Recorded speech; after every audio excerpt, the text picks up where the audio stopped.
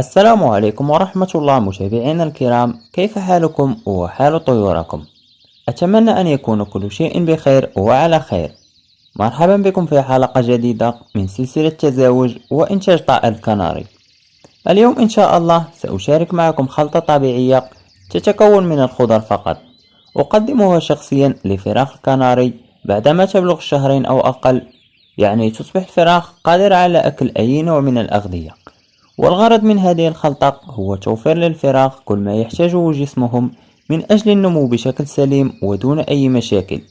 يعني نغطي حاجية الفراخ اليومية من فيتامينات ومعادن وكذا بروتين وألياف، فكل هذه العناصر توجد في الأغذية الطبيعية. لهذا يجب على كل مربي التنويع في الأغذية التي يقدمها لطيوره. أيضا فتقديم أي نوع من الأغذية للفراخ في عمر صغير يساعدهم على الاعتياد على هذه الأغذية. يعني يا أخي لن تجد مشاكل مع طيورك عندما تكبر وتقدم لهم أي نوع من الأغذية، لأن العديد من المربون يشتكون من طيورهم لأنها لا تتناول بعض الأنواع من الأغذية. لهذا من الأحسن تقديم أي نوع تأكله الطيور عندما تكون صغيرة. حتى وإن كنت تنوي بيع طيورك، فقدم لهم أغذية متنوعة لكي لا يقع المشتري في المشاكل، لأن هناك من يعزل الطيور التي يود بيعها في قفص لوحدها فيقدم لهم الحبوب فقط ولا يعتني بهم جيدا، على عكس الطيور التي سيحتفظ بها للموسم المقبل، فهو يقدم لهم أغذية منوعة ويغير الماء كل يوم، ويقدم لهم إناء الاستحمام ويشمسهم، وينظف لهم مرتين في الأسبوع. ليس هذا هو موضوعنا اليوم. إذا سنحتاج في هذه الخلطة إلى 4 أنواع من الخضروات. النوع الأول هو الملفوف، ونحن في المغرب نسميه بليشو. أنا متأكد بأن نسبة قليلة من المربون من يقدمون هذا النوع لطيورهم. فالملفوف يا إخواني أخواتي الكرام قيمته الغذائية تشبه كثيرا قيمة الخس، يعني إذ لم نجد الخس يمكننا أن نعوضه بالملفوف، وإذا قدمنا الملفوف كأننا قدمنا الخس.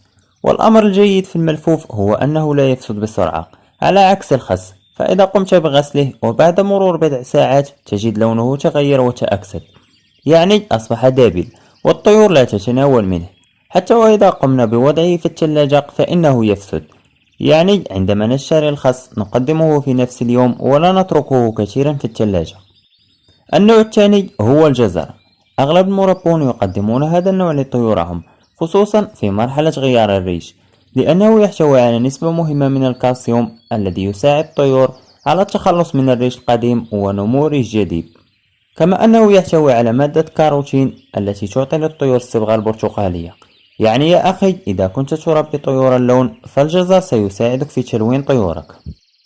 النوع الثالث هو الكوسة. نحن في المغرب نسميها بالكورجيت. حتى هذا النوع يتغاضى عنه العديد من المربون، فثمار الكوسة تحتوي على العديد من المعادن والفيتامينات التي تساعد الفراخ في النمو بشكل سليم ودون أي مشاكل. النوع الرابع هو الفلفل الحلو أو الحار. هذا النوع من الخضروات مفيد وجيد بالنسبة للطيور، خصوصا الفلفل الحار الذي نعتمد عليه في فترة تجهيز لتجهيز طيورنا لموسم التزاوج. لكن أنا لا أتوفر على الفلفل الحار، لذا سأستعمل الفلفل الحلو. ننتقل إلى طريقة تحضير الخلطة. أول شيء نقوم به هو غسل كل المكونات جيدا من الأوساخ والمبيدات التي تبقى عالقة بها، لأن في هذا الزمن أصبح كل شيء يستعمل فيه المواد المصنعة للحفاظ على الإنتاج والرفع منه. لهذا يجب غسل أي شيء جيدا قبل تقديمه للطيور.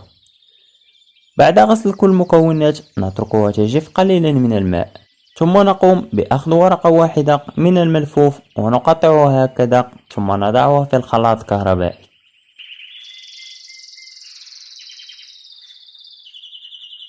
بعد ذلك نقوم بإزالة الجزء العلوي للجزر ونقطعه إلى قطع صغيرة لكي نسهل على الخلاط طحنه بكل سهولة.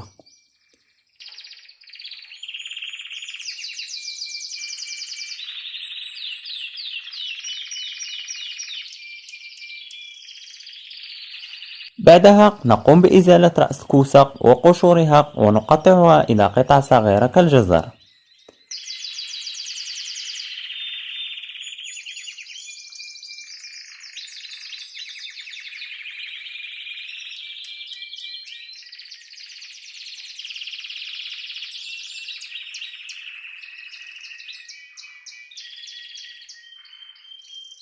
أخيرا نأخذ حبة الفلفل الحلو ونزيل رأسها ونقطعها إلى قطع صغيرة.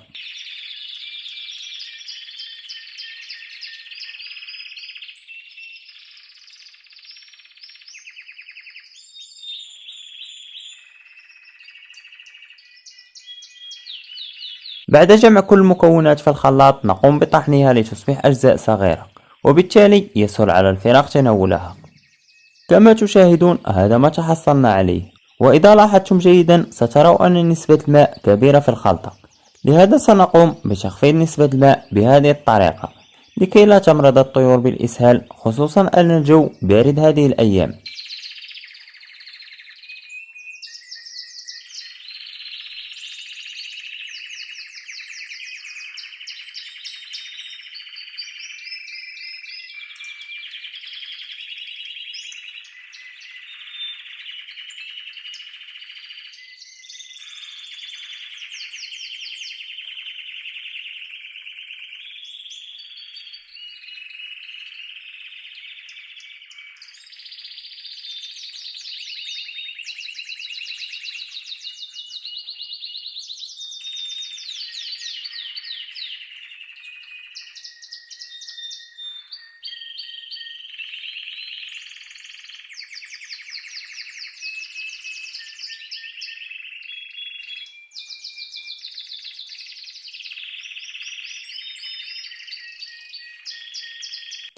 كما تشاهدون هذه هي نسبة المياه التي تخلصنا منها، وفي النهاية هذا ما تحصلنا عليه.